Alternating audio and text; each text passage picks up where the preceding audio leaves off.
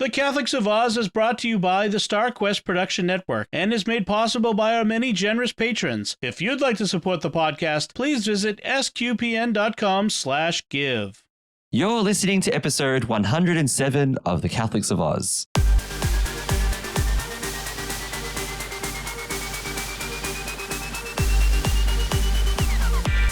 The Catholics of Oz is a show where we discuss faith, culture, and what's been happening from an Aussie perspective. Whether it's synods or science, apostolates and apps, providence or productivity, you can hear it right now on The Catholics of Oz. Hello, I'm Lindsay, Sant, and welcome to episode 107 of The Catholics of Oz. So good to have you with us. I am joined today by my good friend, and just only Lino again. We'll talk about why in a minute. Lino Saubolle. How are you today, Lino?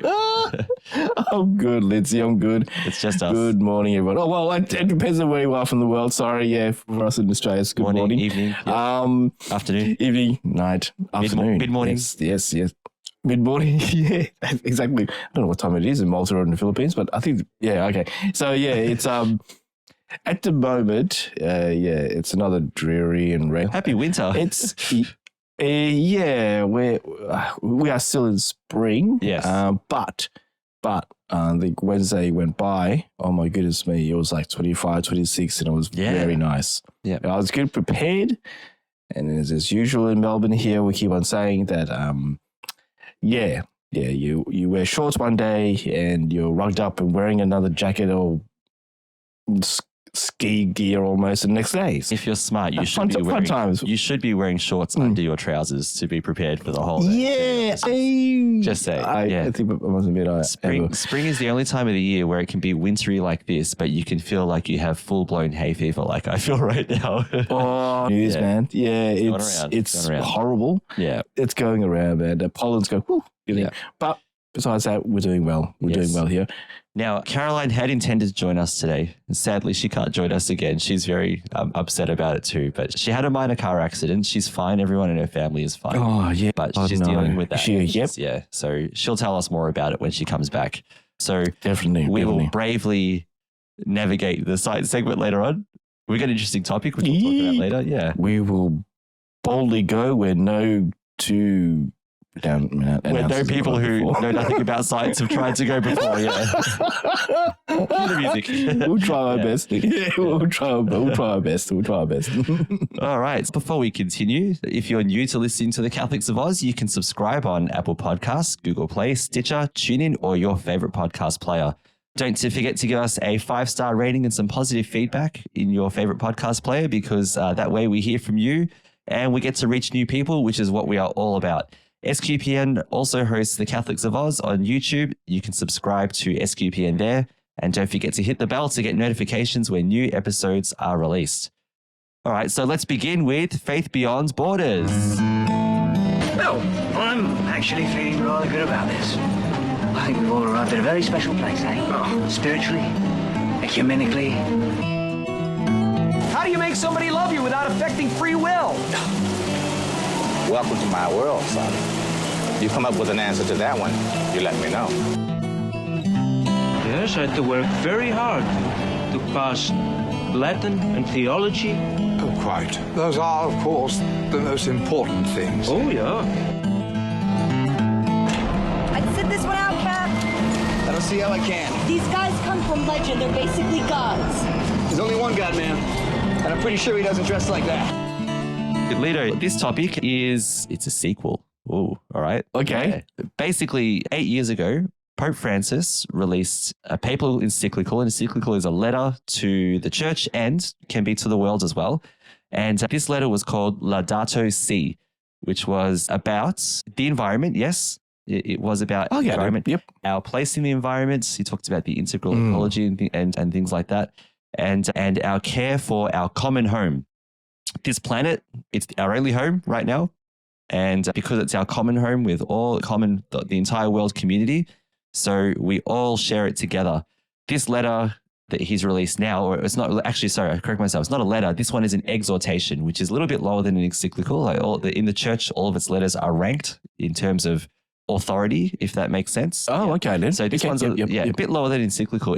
But it's an exhortation. So when you exhort, you call to action. You call people to wake up, start doing something, go, get onto it. Cool. All right. So he's exhorting the church, but also the world and all people of goodwill to step up and to be more conscious of our environment and our place in it.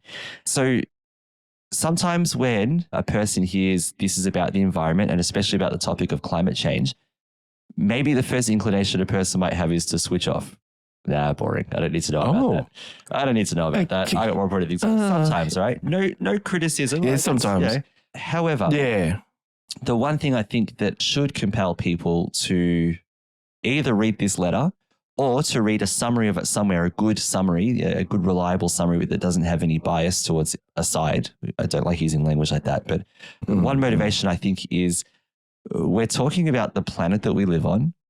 We're talking about the fact that anything that we do as individuals in the choices that we make that have to do with effects on the planet can have effects on other people in other parts of the world.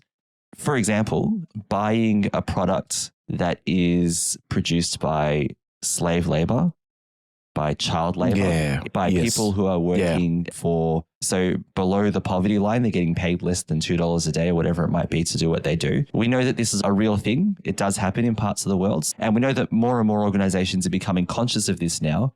However, we still, for example, the choices of what we decide to consume as consumers does affect other people in our world.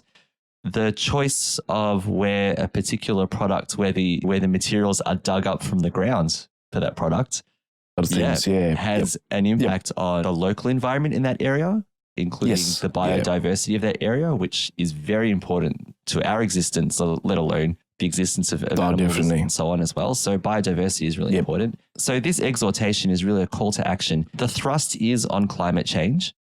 However, there is no argument in the church against the idea that we are all stewards of God's earth. God is the owner of this planet, and God has given us the dominion over it, and he expects that we look after it. The earth it's beautiful, and its beauty is a reflection of the beauty of God in reality. One way that we see the fingerprints of God is by living in creation, looking out the window and seeing our beautiful environment. So when we damage that environment in a way that is careless or reckless, we are actually not being good stewards of the earth. That's why I think people, especially Catholics, but anyone really, because it's written to everyone, but Catholics as well, should read it, weigh it on its merits. You don't have to agree with everything that's in there, but in terms of a theology of your place in the world as a child of God in the world that God has created for all of us to live in and to look after, I think it's important to read for that, to read it or to read a summary. How's that sound? Yeah, definitely. Yeah, that's great, man. Yeah, that totally makes sense. Yeah. All right. This letter, it's 6 chapters long, and there is no way that I'm going to get through summarizing all 6 chapters. So what I thought I'd do... I think these are always big chapters. Come on, Francis, why don't you write something that's a page? Come on, help me out. Doing a solid. He's got a lot to do. And like you said, look, we won't be chatting. All 6 chapters will be here for an hour. It'll be big trouble. Yeah, it's a 4-hour podcast, network. Exactly. Yeah, that's right. Exactly. We'll be looking for another network. But look, it's understandable. He wants to put out the importance of looking after our planet, and it's great. And he's not the first one. Other popes have talked about the importance of the earth and God's creation and so on. So this is he's following a tradition. He's just going further with addressing the particular things that are going on right now. His Laudato Si, going back to the first letter on this topic. So encyclicals have been written by popes through the ages for different reasons, but there are a particular set of encyclicals that are called social encyclicals, and they address issues to do with social justice, with fairness. Social justice, so they might address poverty or employment or whatever the particular topic might be of the time. So in this case, it's talking about the environment, and particularly, as I mentioned before, about climate change and human beings' contribution to that climate change, which is where the difficulty is. So I'm just going to go through a couple of things from it. As I mentioned, he's reflecting 8 years later after the publication of Laudato Si, and what he's asking us to do now is to be more concerned with the condition of our planet and to be part of the action to help solve it. Now, he addresses us, but he's also discussing past conferences that have been around to make promises of what they'll do to mitigate emissions that contribute to climate change. And he talks about the COP28 conference, which is coming up later this year. And he's basically addressing them and saying, here are some actions I'd like you to take. The parts I'd like to focus on, though, the science, which is risky because me talking about science, and I should put this in the science segments for today. But anyway, yeah, actually Caroline has done it. Yeah, Caroline has done a science of climate change in a previous episode as well. Lino? Yeah. So if you want a fuller explanation, Caroline's done that already. So this exhortation, it begins with the science. It goes into talking about what's called the technocratic paradigm, which I'll talk a little bit later on. As I said, it calls people to action. It calls governments to action, to do more, to not be so complacent about it. And the other section, which I'm really interested in, is the spiritual motivations that he talks about as well. So it does a bit of a theology at the very end, which I'm going to focus heavily on. So if you'd like to read the sections that I won't be covering today, you're welcome to look those up in our show notes. Or you can also look up a summary if you'd like to. There's been lots written about it already. So his exhortation shares his concern that the world community hasn't done enough to address climate change. And the goal, which I think was set by the Paris Agreements, which are legally binding agreements by the countries who signed them, is to stop the average temperature from rising by 1.5 degrees over pre-industrial levels. He says that this is more pressing than ever. It does need more attention. Yeah. So he relies on, and he actually references, you'll see it in the footnotes as well, he relies on the science from the Intergovernmental Panel on Climate Change, or the IPCC, and he also quotes other scientific bodies as well. And he also addresses the arguments that people might say that we don't need to do anything about climate change, or that we don't need to reduce our reliance on fossil fuels. So, for example, he says that some people might say, yes, if we reduce our use of fossil fuels, we're also reducing jobs are going to be lost. And there's some truth to that, right? If we would have to be very careful about how we transition from one form of energy to another, because to another, that makes sense. Yeah, there's no point in helping the planet if we're creating poverty everywhere, right? We don't want to do that. That's where the cure is worse than the disease. He says that, however, we do need to pay attention to fossil fuel use, because if the science of climate change is correct, and he believes it is, it will accelerate over time rising sea levels, drought, severe weather patterns, all the other effects of climate change. This could lead to the change in habitats for animals, and there are animals that are our food source, and if we're killing them off, we're actually causing problems that are worse than just job losses for people. But he says that the solution to this is a carefully managed transition to renewable forms of energy, because renewable energy can also create other jobs as well. It can generate other work in different sectors. But what he's saying is that politicians and business leaders need to make this their priority so that they can manage a fair and safe transition that doesn't affect people's jobs and their ability to feed their families, but also at the same time, it looks after our planet. So he's trying to be fair and reasonable with this as well. He also includes some of the science. And the basis is this, basically that greenhouse gases, which cause global warming, releasing carbon dioxide into the atmosphere, these emissions were stable in the 19th century at about 300 parts per million.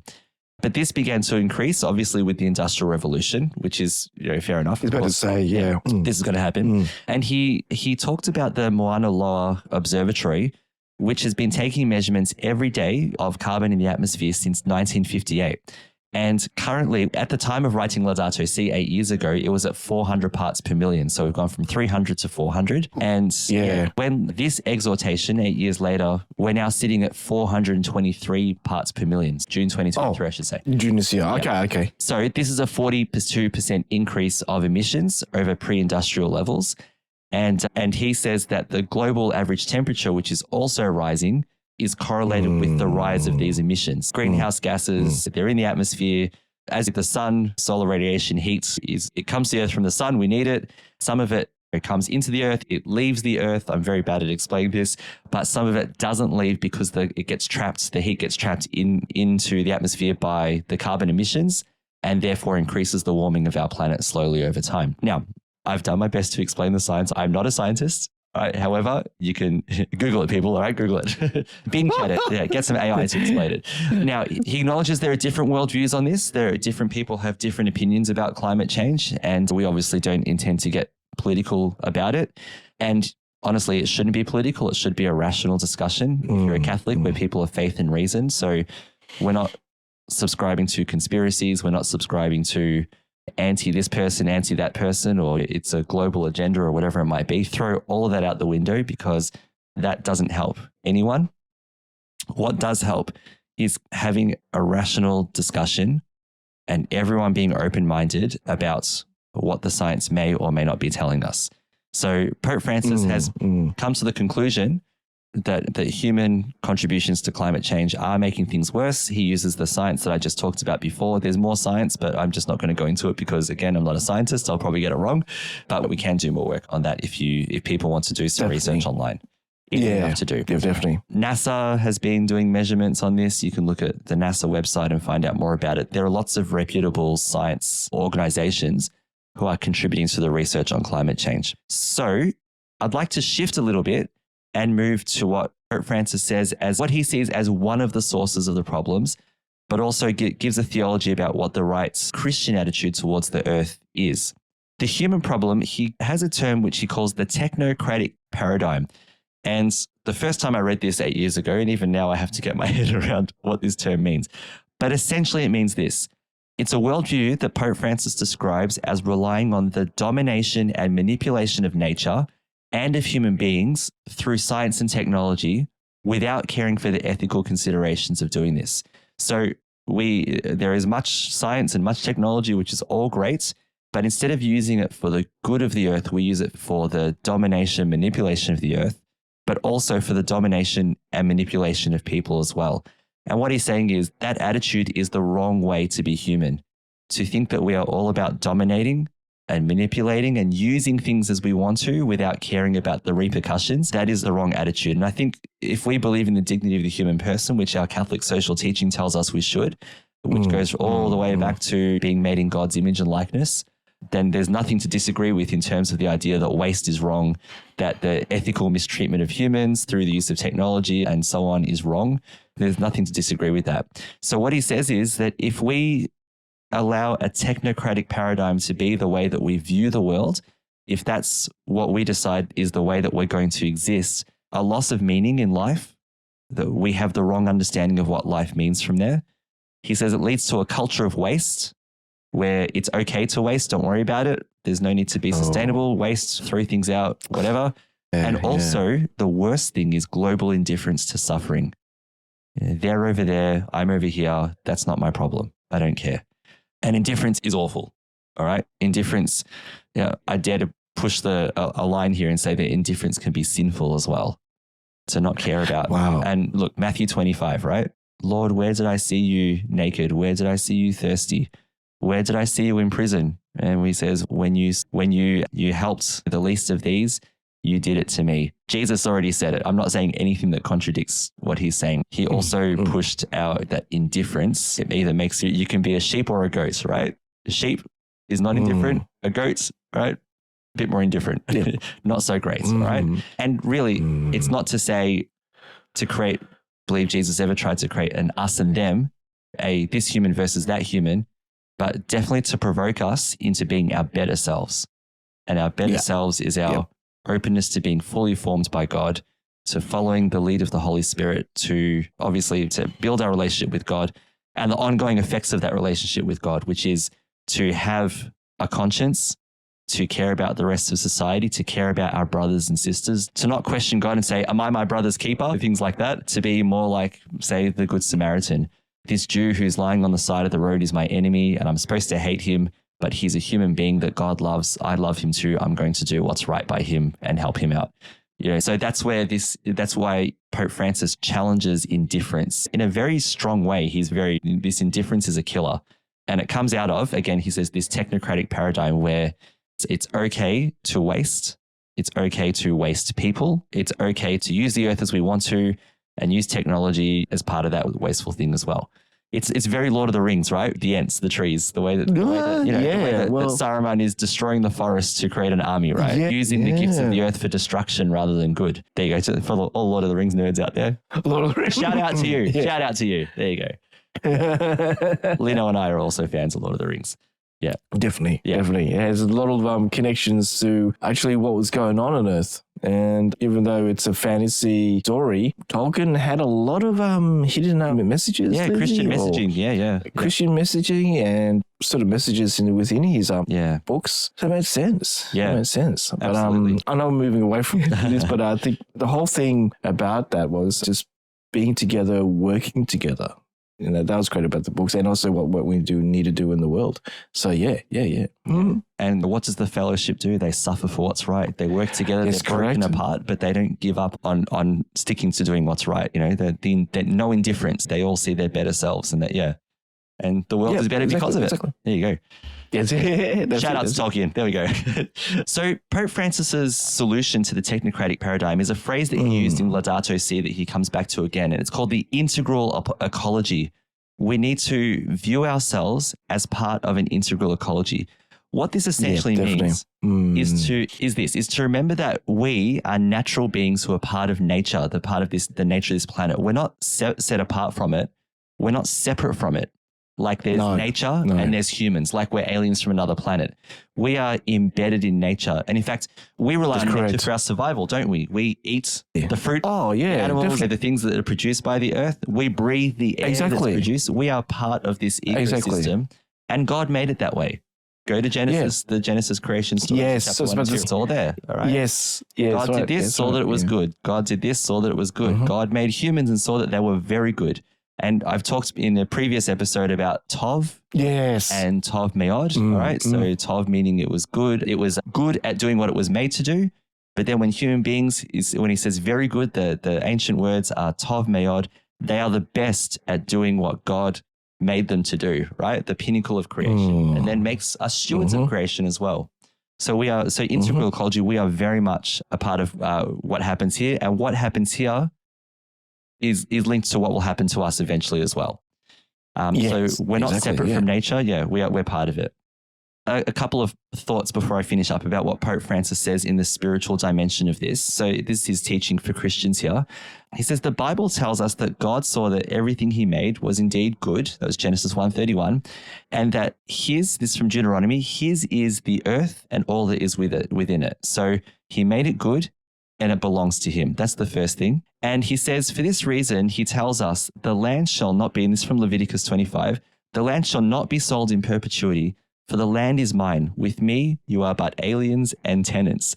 All right. So what he's saying here is that you can sell parts of the earth to people, but you can't sell it like you own it forever. Because at the end of the day, God is saying, it's mine. All right. That's essentially what he's saying. I made it and I've put you into it. I've made you part of it.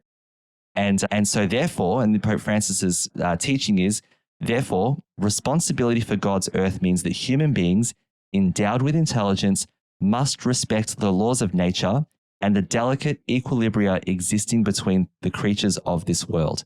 So what he's saying is that we need to maintain the world as God made it. We need to support that. The technocratic paradigm is a killer of that. It's the anti-God attitude, anti-God's plan for the world's attitude, right? The anti-nature, because he says it isolates us from the world, it surrounds us, and it deceives us, and it makes us forget. And he says that the entire world is a contact zone, or the idea that our lives are all integrated together, that we're a human family. And in fact, he wrote another encyclical, Fratelli Tutti, right? Which is all about why we are all brothers and sisters. So moving on, he goes on to say the Judeo-Christian vision of the cosmos defends the unique and central value of us, the human being, amid the marvelous concert of all of God's creatures. But today we see ourselves forced to realize that it is only possible to sustain a situated anthropocentrism, to recognize, in other words, that human life is incomprehensible and unsustainable without other creatures. So I talked about biodiversity before. As part of the universe, all of us are linked by unseen bonds and together form a kind of universal family, a sublime communion which fills us with a sacred, affectionate, and humble respect. I think those words explain themselves. We are all linked together. We are linked with nature. We are linked with even the creatures. We do have a love for creatures of the planet, don't we? Like, you've got 2 cats. My dog is sleeping on my lap right now while I podcast. We are not enemies of nature. We are part of it. There are probably some creatures that you don't want. Australia is a good example of that. Don't pat a cassowary. Don't go near a brown snake. Don't watch out for them drop bears. No, actually quite. Exactly. Yeah, they can be. You don't want to go near an angry one. Wombats are cute, but you don't want to go near an angry wild wombat. Alpha kangaroos. I think we'll be very upset. Exactly. That's basically it. Don't upset as Pope Francis said, the equilibrium of nature, right? It's there for a reason. It supports, and it supports us as well. Exactly. So he calls everyone to accompany this pilgrimage of reconciliation with the world that is our home, and to help make it more beautiful. He says, because that commitment has to do with our personal dignity and highest values. At the same time, I cannot deny that it is necessary to be honest and recognize that the most effective solutions will not come from individual efforts alone, but from major political decisions on the national and international level. So he says all of us have a responsibility to have an attitude of integral ecology. That's how we look at the world. He says, but he knows that individuals aren't going to be the ones to completely change everything. We're part of the solution, but we're not the only part of it. There's also the political side of things, politicians, our governments, and also businesses, and the agreements between governments around the world as well. Yeah, so all of that is really important. He says, so it does help. Every little bit helps. That's you and me. To avoid an increase of 1/10 of a degree in the global temperature of the world, to alleviate the suffering of other people as well. He says, what's important is something less quantitative. The need to realize that there are no lasting changes without cultural change, without maturing of our lifestyles and convictions within society, and that there are no cultural changes without personal change, individual change. So he says, we can state that a broad change in the irresponsible lifestyle connected with the Western model would have a significant long-term impact. As a result, along with indispensable political decisions, we would be making progress along the way with genuine care for one another. So what he's saying is that the Western world, obviously there are lifestyles of individuals within the Western world which are not necessarily good for the planet, and some that are downright irresponsible. Fair enough, all right? Now, does that mean only the Western world? No, but more prevalent. Obviously, because there is more wealth in the Western world, and therefore the temptation for waste and the technocratic paradigm is stronger. All right. So we look at it through that lens. And he's saying if more people in the Western world can get onto this integral ecology as their attitude, then we will care more for the earth. We'll be less wasteful. We will care more about our brothers and sisters, and we will do what we can to make the earth sustainable for them and also for the generation to come. Our children's children, the cliche, right? So looking after the planet so that it's sustainable for the next generation as well. So that's what he's going for there. Now, as a side note, he mentions the United States and compares it to China in terms of emissions per person or whatever else. And some people have got a little bit upset about that. All right. Here he goes. He doesn't like the United States or whatever else. I put it to you, that's the wrong reading. All right. That is the wrong reading. Having a whack at the United States is not what Pope Francis is doing. He's just saying that's, again, the Western world. And you know what? The United States is a model for Western society. All right. We know, right? We're Australians, but we know that what happens in the United States affects our country. We can talk about it, right? So American TV shows, that's what we generally talk about. How often do we talk about Australian TV shows? Not as often. There was Utopia. We don't talk about it as often. We talk about American television. I know. We talk about a lot of American shows. We don't live in America. Yeah. But we talk about American politics. Exactly. Guys, we know who Donald Trump is. We know who Joe Biden is. All right. Honestly, now, again, not that I care that it affects my life, but I know I can't avoid it. I'll put on the 6 o'clock news, and I'll know that the American House of Representatives is currently trying to find another speaker. I know. That has nothing to do with my life, people, but I know it. You know what I mean? What I'm trying to say, though, is that the way I read this is Pope Francis knows that America is a model for the Western world, and that usually the way America goes, the West tends to follow. Not always. Yeah, not always. No. Yeah, and we can see that here in Australia. And I'm not necessarily Yes, saying it's a bad thing, right? I'm not anti-American. Love you, all right? You guys, Star Wars came from you, right? So yeah, credit to you. You've made your contribution to the world, guys. Yeah, but the United States, it has shown great leadership in many areas. It's shown poor leadership in other areas, right? That's every country, every culture does this. Every country has done it. Yes. He's calling all of us, integral ecology, to look at our worlds in a particular way. And he's calling on the United States because the United States happens to be, again, if it goes one particular way, the rest of the world is likely to follow that way as well. So if it adopted an integral ecology as a cultural way of behaving, there would be less indifference in the world. There would be less waste in the world. There would be less irresponsible usage of other people in the world. And so I think that's probably a good thing for him to say. So yes, you could read it and go, oh, he doesn't like Americans. He doesn't like us. Typical Pope Francis, whatever. But I urge people not to look at it that way. I really don't think that's what he's getting at. What does he benefit by alienating the church, right? He's calling on all people to be better. Everyone around the world, right? He starts with the West. That doesn't mean he's not addressing anyone who's not part of the Western world, because it's a human family project to keep this planet beautiful, to be stewards of the earth as we're called to be, and to be less wasteful. So he finishes by saying, praise God is the title of this letter. For when human beings claim to take God's place, they become their own worst enemies. And I think that makes perfect sense. The story of Adam and Eve, right? If you eat the apple, you'll be like God. You'll have the knowledge of blah, blah, blah, all that. So really sometimes people are like, what was the sin of Adam and Eve? And even though the story is allegorical, the sin of Adam and Eve is saying, we don't need God. We can do it on our own. We can do it on our own. We don't need God. The technocratic paradigm says, I don't need God. I can do it on my own. I got this. I can do it on my own.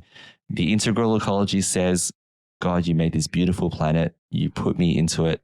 It is a sign of your wonder.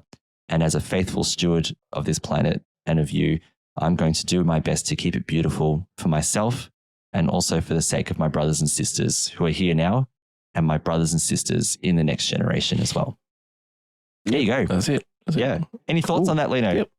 Definitely a lot of thoughts about that because, we need to look after our planet. And I think we've talked about it even with our space news. We look after our planet here. And then it's time for us to, I can't find a different word than colonize, to explore. Yeah. To explore other planets and do the same. And do the same if we start living on other planets. Do the same with that planet as well. If we find another habitable planet, look after it as God has asked us to do and led us to do. And for now, for our Earth now, people who are doubtful or skeptical about climate change, look at the weather now. Look at the weather now, listeners and everyone. Yeah. Even Lindsay and I, we've been talking about this morning before we do our podcast, like, this is not the winter we've had. Yeah, spring has the seasons have changed. We're expecting the hottest global heat wave, the hottest summer. Global heat wave coming in the northern hemisphere. Exactly. It's coming here. We'll expect it to be soonish. We've already felt the effects of that as well. Yes. They say that one of the worst effects on Australia in particular of climate change would be bushfires, which we've seen the devastating effects of already. Everyone knows the phrase Black Saturday bushfires, Ash Wednesday bushfires. That these are embedded. It doesn't matter if you experience them or not, they are embedded into the national psyche. They've embedded into now. Yeah, that's right. Yeah. Now, I'm not saying that those are caused by climate change. And in fact, Pope Francis says we can't simply say every natural calamity is caused by climate change, but he said certainly we'll see more. Certainly there is more if we're not careful as well. Exactly. With that in mind, let's move from science and talk about science. What a fine day for science. You have any hobbies? I collect spores, molds, and fungus. Can you reverse the polarity? I'll do my best.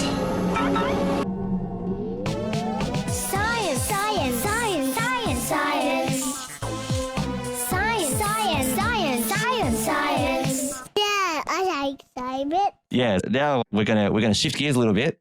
Caroline sent, she was going to do this one. This is a fun little one, isn't it? Let's talk about this. Okay. Yeah. We've talked about Romans before. Now we're going to talk about Romans again. Last time... We have all the big topics. I don't talk about Romans.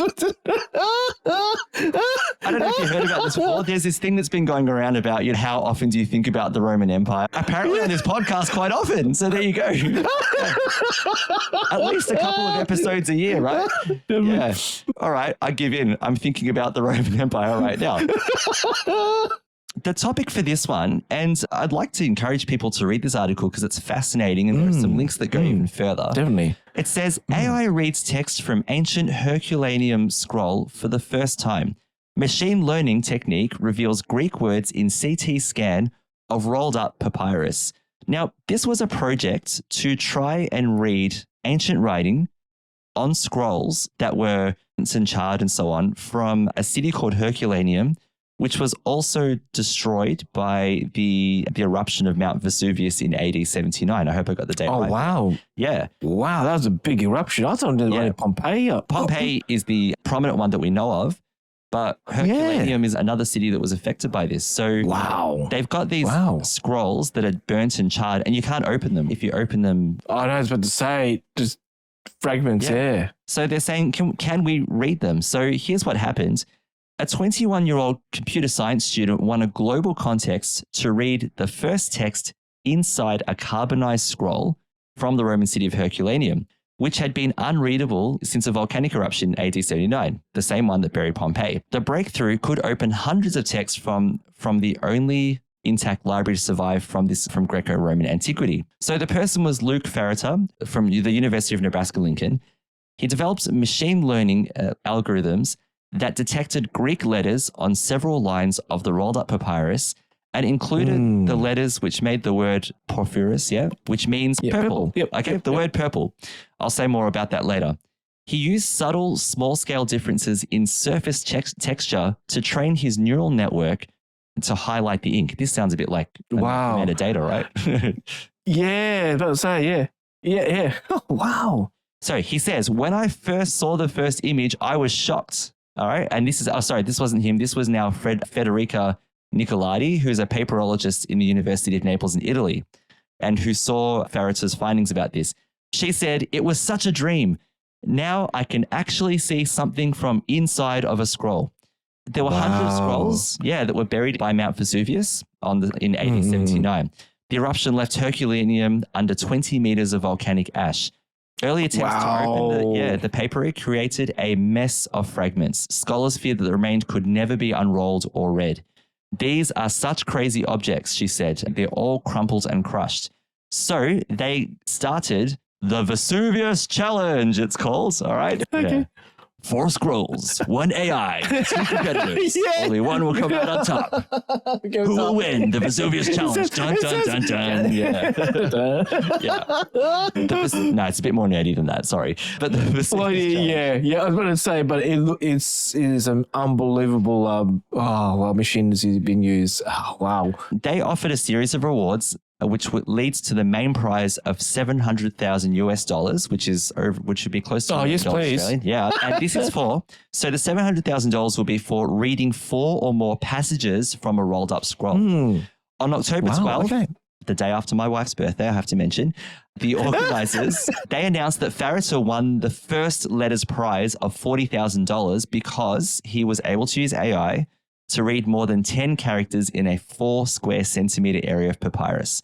Now, Yusuf Nader, a graduate student at Free University of Berlin, he won $10,000 for coming second, which is a decent prize. The $10,000 he will do pretty well, so it's pretty good. To see the letters is extremely exciting, says Thea Summershield, a historian of the ancient Greek and Rome at the Ca' Foscari University in Venice in Italy. The scrolls were discovered in the 18th century when workmen came across the remains of a luxury villa that might have belonged to the family of Julius Caesar's father-in-law. So his father-in-law, sorry. Yeah. Oh, geez, old father-in-law place. Yep. Wow. Hail Caesar's father-in-law. Deciphering the papyri, Summershield says it could revolutionize our knowledge of ancient history and literature. More classical texts known today are the result of repeated copying by scribes over centuries, but now we have possible originals instead. So it's very exciting for them to possibly be able to decipher and read things that have come directly from the authors. So no secondhand sources. This could be first-hand sources that being able to translate. Like the first one, like an original printing Oh, well, not printing, but as you do, I mean, first writing. The first way was to copy scrolls, right? If you wanted to copy it. Exactly. No photocopying. Yeah. So it says, until now, researchers were able to study only the open fragments. A few Latin works have been identified. Most of these contain Greek texts relating to the Epicurean school of philosophy. There are parts of On Nature by Epicurus himself. There's also works by a little-known philosopher named Philodemus on topics such as vices, music, rhetoric, and death, which sounds like fun Sunday afternoon reading. So what are you reading today? Yeah. That's my bag, baby. Yeah, I don't know. Yeah. All right. But some philosophies on those. It's been suggested that this library might have been his working collection as well. But more than 600 scrolls, mostly held in the National Library in Naples, with a handful in the United Kingdom and France, remain intact and unopened. And more could still be found in the lower floors of the villa, which have yet to be excavated. Oh, yeah, there's still his father-in-law's place. Yeah, oh, that's right. Me. Wow. Yep. Seals and his team, which I like to call his SEALs team, but anyway, spent years. You're welcome. Yep. Find that in a scroll. Yeah. They spent years developing methods to virtually unwrap the vanishing thin layers using CT scans. CT scans. And to visualize them as a series of flat images. In 2016, he reported using the technique to read a charred scroll from En Gedi in Israel. I've been there, by the way. I just want to say that. Revealing, I've actually been there. All right. Revealing sections of the book of Leviticus, part of the Jewish Torah, and the Christian Old Testament. So there you go, even the Bible. And this was written in the 3rd or 4th century AD, this particular scroll that they were unrolling. But the ink on the En Gedi scroll contains metal, so it glows brightly in a CT scan. The Herculaneum scrolls, however, are carbon-based. So they're essentially a mix of charcoal and water to make the ink. So the same density scans that it sits on don't show up as well. So SEALs realized, that with no difference in brightness, the CT scan might capture tiny differences in texture that can distinguish areas of papyrus coated with ink. To prove it, he trained an artificial network to read letters in X-ray images of open Herculaneum fragments. Then in 2019, he carried 2 intact scrolls from the Institut de France in Paris to the Diamond Light Source, a synchrotron X-ray facility near Oxford, see how extensive this is, to scan them at the highest resolution yet. Reading intact scrolls was still a huge risk, however, so the team released all of its scans and codes to the public and launched the Vesuvius Challenge. And he says, we all agreed we would rather get to reading what's inside sooner than try to hoard everything for ourselves. Which is quite okay. This takes us back to Fariter, who won the 40,000 prize for the set of letters together. He had always been interested in history, and he taught himself Latin as a child.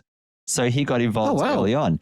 When the challenge was announced, 1,500 teams were soon established and discussing and collaborating. And guess where they were collaborating, Lino? On Discord. So they were all teams using Discord to collaborate together. So Fariter had a go at this.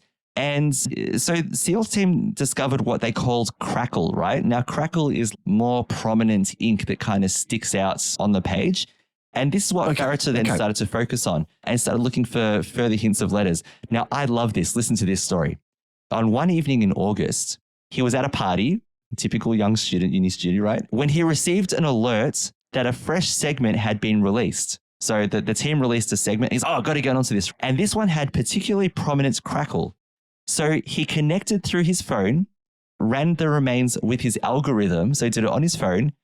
Then an hour later, he was walking home. He pulled out his phone and saw 5 letters on the screen. And he said, I was jumping up and down. Oh my goodness, this is actually going to work. From there, it took days for him to refine his model. And then he identified 10 letters required to win the prize. There's a picture of that, the word meaning purple. So he found, papyrologists were excited too, the word purple has not yet been read in the open Herculaneum scrolls. So only in this rolled up scroll did they find this word to start with. So purple dye, and in fact, Jimmy Akins talked about this several times in other podcasts as well. Purple dye was highly sought after in ancient Rome. It was made from the glands of sea snails. So the term could refer to the purple color of robes, the rank of people and who could afford dye, or even the mollusks themselves.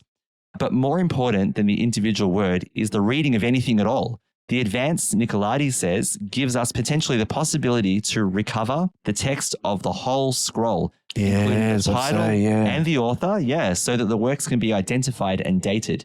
It finishes with this conclusion. Yanis Assail, a staff research scientist at Google DeepMind in London, describes the Vesuvius challenge as unique and inspirational. It's part of a broader shift, he notes, in which artificial intelligence is increasingly aiding the study of ancient texts. Last year, for example, Assail and Summershield, who I mentioned before, released an artificial intelligence tool called Ithaca, and there's a link in this article to more detail about Ithaca. It's designed to help scholars glean the dates and origins of unidentified ancient Greek inscriptions and make suggestions for texts to fill any gaps.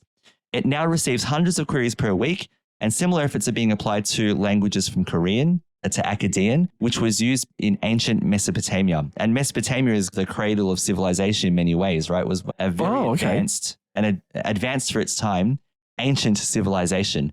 Also very fascinating to read about, I should tell, by the way.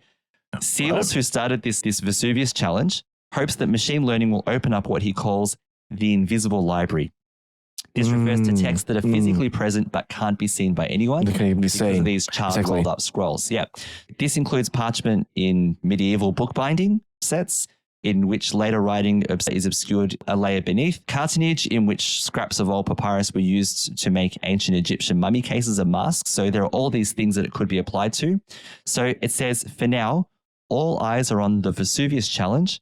The deadline for the grand prize is the 31st of December. So this is to be able to translate passages of text, not just a sentence or a couple of words. So Seals describes the mood as unbridled optimism. Farritor, for one, has already run his models on other segments of the scroll and is seeing many more characters appear. So really fascinating stuff, Lino. What do you think about that? That is mind-blowing. Once again, Roman concrete. Look at us go. Ancient Rome, huh? I know. It's fascinating. I know. These sort of machines that can read scrolls that have been like thousands of years, very old scrolls, and able to scan it and through it to see the writings. And then the AI tries to fill in the gaps, right? To fill in the gaps. Yeah.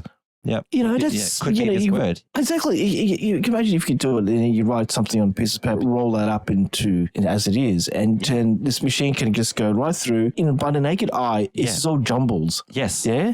And it's just unbelievable, man. And reading these ancient scrolls from that time, it'll open our minds and our thinking of the Roman, and not only Roman, but maybe the civilizations too. Exactly. Other civilizations, Egypt, medieval civilization. Yes. Exactly. All those traders who went to other countries and other parts of the world. Yeah. Maybe earlier Bible fragments if they're found. My goodness me. Yeah. And that'd be crazy. That's great. That's just great. Yeah. That's great. I can't wait to see it, hear any more movies. Yeah. This would normally be the end of the science segment. However, I'm extending it a little bit, and we won't have the entertainment segment today because we have some listener feedback. And it's a question, and I want to try and answer this question. Again, I'm not an expert in these things. However, this person has taken the time to ask a question, and I want to honor it. So I did a bit of research to try and help. So last episode, when we were talking about the science of AI, again, trying to use evidence to decide if dinosaurs were wiped out by volcanoes, or if they were wiped out by the asteroid, which one was it? Now, I think from memory, the volcanoes was the deciding factor by the AI, although the scientists came to the conclusion that it's what you feed the AI that will determine if you left out a piece of important information, the AI might not be able to come to an accurate conclusion. Exactly. How reliable is what you... So they were using, I think it was ice cores with air molecules from earlier times and so on, prehistoric time. Yep. The question was on YouTube, and it came from Diego Cervantes, who said, would a large enough asteroid trigger volcanoes, and therefore it could be both? I'd never heard of this idea, and I thought that was really amazing.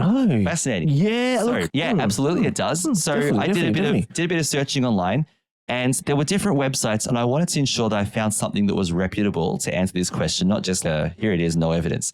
Now, we could do a whole science topic on this. I'm only going to do the short version. And then Diego and anyone else who's interested, I've put a link to this article, which will provide some insight into the answer to that question. So the question is, could it be possible that the asteroid from Chicxulub, the Chicxulub impact from 6 million years ago, could that have triggered the volcanoes in the Deccan Traps, which we now know as modern day India? We talked about this last episode. US and Indian scientists found that the best date for the Chicxulub impact is 62 million years ago, and that is within the 50,000 year range of the peak eruption of the Deccan Traps. So when the Deccan Traps were the most volatile, and we know that these volcanoes went for millions of years, as we talked about last episode. So they say, meaning that the impact and the ramp up in volcanism were essentially simultaneous. So the first thing that scientists say is the two things happened around the same time, essentially, that the impacts from Chicxulub and the volcanoes were essentially simultaneous going by historical standards. Wow. So, so that's the first thing, all right? First bit of evidence. Yeah. It goes on to say together, these observations of the Earth, so they observed the Earth's crust, all right? So looking at the Earth's crust and taking evidence from there and so on. So observations of the Earth's crust suggest a global pulse of volcanic input at the time of the Cretaceous mass extinction, driven by the shockwave of the Chicxulub impact. So it's entirely possible that the asteroid impacted the Earth. It was a massive impact, causing a shockwave through the Earth's crust and triggering or enhancing at least the volcanic activity of the Deccan Traps. And we know that the volcanoes caused things like, increase in greenhouse gases and toxic gases. Combined with the work of the asteroid that would have done a really good job in wiping out the dinosaurs. But it's not impossible to say that the volcanic activity was triggered by the asteroid at Chicxulub. It's entirely possible to believe that's the case. It says here exactly how this perfect storm of natural disasters, an asteroid collision and increased volcanic activity drove the mass extinction of life on Earth is unclear. Now, this was written in 2019, so probably it's a little bit clearer now. However, it says, the science paper, so this is, I should have mentioned, this is an article from The Conversation, so it linked in our show notes, and they're going for a paper that was produced. The first author of this paper, Courtney Sprain, a former UC Berkeley doctoral student and now at the University of Liverpool, UK, puts it, either the Deccan eruptions did not play a role, which we think is unlikely, or a lot of climate-modifying gases were erupted during the lowest volume pulse of the eruptions. And as I said, that the article is saying that it's entirely possible that those eruptions were triggered by the Chicxulub asteroid. Asteroid. So there you go. That sort of makes sense. Stuff, isn't it? Wow. Okay. Yeah.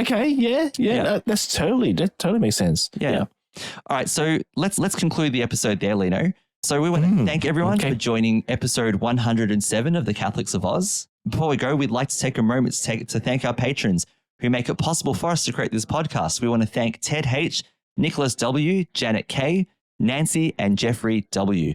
Through their generous donations at sqpn.com/give, they make it possible for Catholics of Oz and all of the other shows at StarQuest to continue. You can join them by visiting sqpn.com/give. Also keep us in your prayers, because your prayers help us to do what we do, as we always rely on God to help us with the work that we do in advancing StarQuest's mission of discussing the intersection of faith and culture. We'd love to know your thoughts on the topics we've just discussed today. You can send us feedback by visiting sqpn.com/Oz, where you can also find the links for today's episode. While you're at the SQPN website, sign up for the club newsletter, the Insiders Club newsletter, sqpn.com/about/newsletter. Discuss and ask more questions that we can explore on Discord, sqpn.com/Discord. And you can find StarQuest on all the different socials, facebook.com/StarQuestMedia, Twitter, or X, I think I meant to say now, at sqpn.com. Yeah, I think it's called X now. That's true. That's the true. icon changed on my phone, so I think that's what we're meant to do. And also Instagram, StarQuest Media. Also, we have a Catholics of Oz Facebook page, facebook.com/Catholics of Oz. You can join us in discussing our latest episodes, which we would love for you to do. And you can reach us by good old email, the new snail mail, Catholics of Oz, spelled OZ. Yes, new snail mail. Yes, at sqpn.com. Lino, thank you so much for being part of episode 107 today. It has been explosive, Lindsay. Everywhere. It's been great. I'm still, that science segment we did, Pope Francis's message about us looking after the earth. Yeah, great. Important messages for us. Absolutely. Definitely. Yeah, so true. And once again, I'm Lindsay Sant. Thank you so much for joining us for episode 107 of The Catholics of Oz on StarQuest. Here's another show on the StarQuest Network you're sure to enjoy. Let's Science. Find the show wherever fine podcasts are found or at sqpn.com/science. We'd like to thank Patrick McCaffrey of Moonshadow Studios for editing this episode. To have your audio edited professionally and with care, check out more of Patrick's work at moonshadowstudios.biz. That's moonshadowstudios.biz.